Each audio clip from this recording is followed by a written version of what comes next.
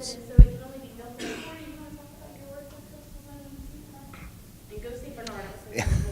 I'm quite familiar with the revamping or the creation rather of the St. Bernard's, their mini master plan or however you want to phrase it. But yeah, you're very right. There are a lot of currently active groups that need to be, in my opinion, tapped into and utilized more so. Not just to say that it needs to be tapped into and utilized, like go in and extract their knowledge, but it's a wonderful starting point, in my opinion, to have that shared knowledge to go out and explain, hey, when we're out here measuring marsh conditions and health, we're using leaf area index and spectroradiometry, and give a little bit of an understanding both ways to where it doesn't seem like it's two separate worlds. And like I mentioned earlier, the layers can always be enhanced. Like you said, there may be other data layers out there that would represent these location factors even better than the data layers that we had available to us. So this was just meant to illustrate this method, but it can always be enhanced and improved upon. Sorry. So I think everybody here is in a strong agreement that this is hitting at something that is greatly needed in moving restoration forward in Louisiana. And you have folks that, have been part of this, an intimate part of this, that are participate on the framework development team, that's an advisor at the Water Institute for the Gulf. You have this broad spectrum. You've introduced this work to QIPRA, the QIPRA process, and different processes with a lot of success. What do you see, like, moving forward realistically? How is this really, do you have a plan for how this can really be incorporated into the processes moving forward with master plan?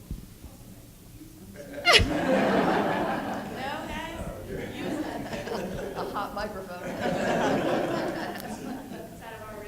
Well, this is the big question, obviously, and we really hope, those of us on the team all really hope that it can be incorporated and will be incorporated, and face it, the masses speaking up do make a difference, and but one of the things I did want to mention as well about kind of back to this kind of information and its relevance is that I've been in coastal restoration for 15 years. I came in just as we were wrapping up the Coast 2050 plan. And that was very much people's input went into that. The local folks, when there were lots and lots of public meetings, I wasn't engaged in that, I was at the end of that. But the criticism that plan always had was that, well, that's just people's wish list, what they would like. It doesn't necessarily have a basis in the science and the facts.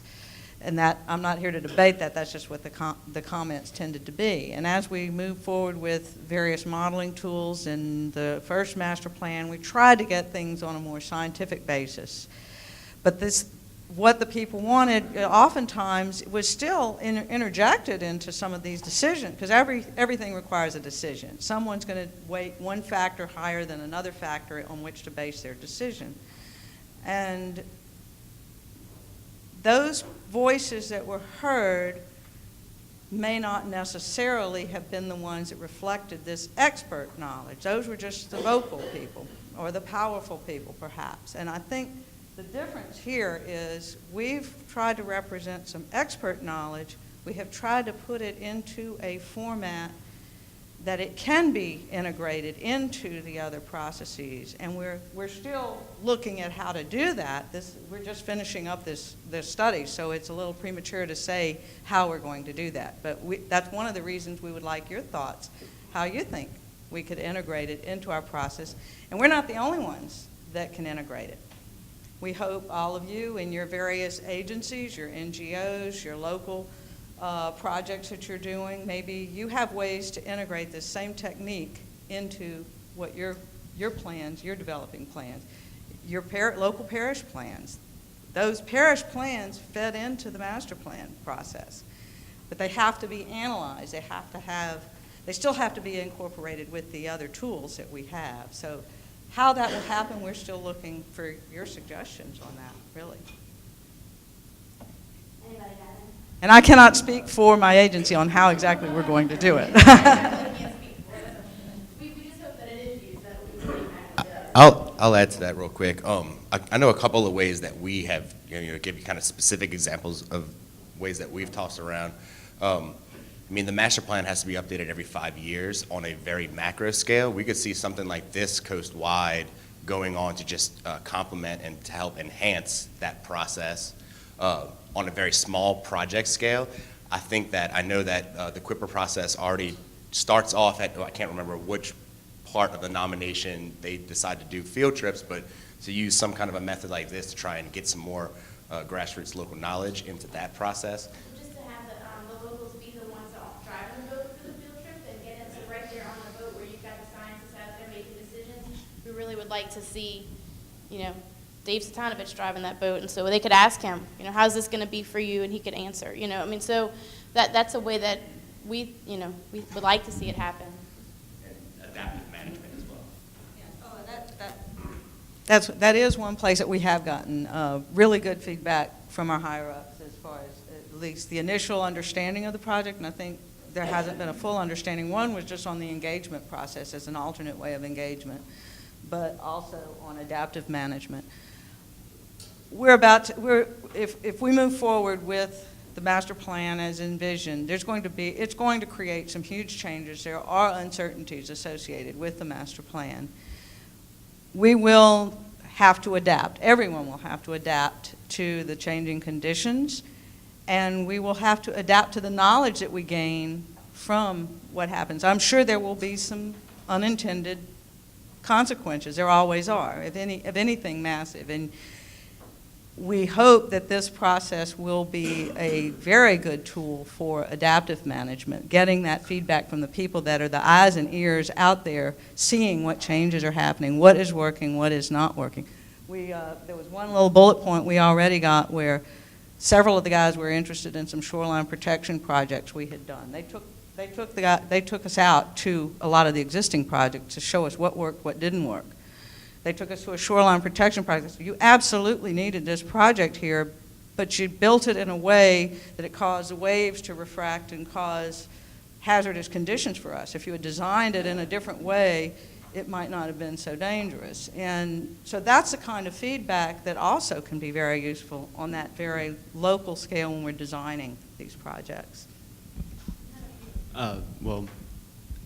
Thanks. This is awesome. One of the, I've read about traditional ecological studies in other places, and one of the advantages of them is that, we've been here a lot longer than we've been doing science here. And so I guess I had a question about how far in the past did you inquire into, and do you think this method could like go back to the past, since we've seen so much change in 3 generations, right? And Yeah. my grandfather always tells me stories, and I think he's lying, but it'd be interesting to try to document, Well, yeah.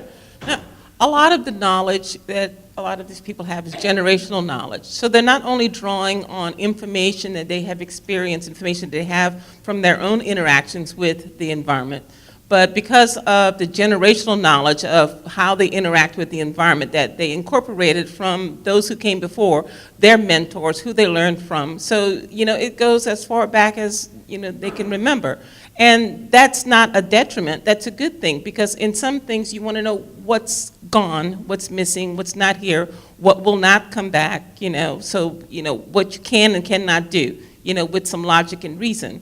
So that's a good thing. So, but as far as how far you go back, as far back as the expert, can remember, and whatever input he had in his life as he dealt with his environment. One thing I wanted to say about this process, whether you're a project manager or support or whatever, what do you want when you have these projects? You want success. So I see this process as a tool to promote the success. It's sort of like a Rosetta Stone, more or less. I mean, how do you incorporate the TEK with the science? Before there was a gap where they couldn't find how the two can mesh. Well, this process shows how you can put the two together to get the best information possible in order to promote your project, and that process, where the whatever variables you inject into this process, it can enhance it to ensure that, you have the best information possible for the projects, and you make the best use of limited resources because you want successes. So, it's a tool, and it's there for people to use and use it. That's what I have to say about that. Anybody else have a question or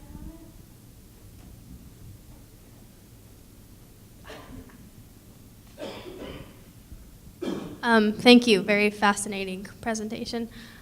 This is a question more on the methodology, and I'm curious if there were instances where the TEK data actually contradicted the scientific data, or if there were instances where you couldn't even find maybe the GIS layers to support what people were saying. And I'm not just talking about one comment that someone made, more of the TEK data that was highly weighted, if that's the correct way to say it. Yes, we did. Actually, through the process, of course, not everybody's going to agree.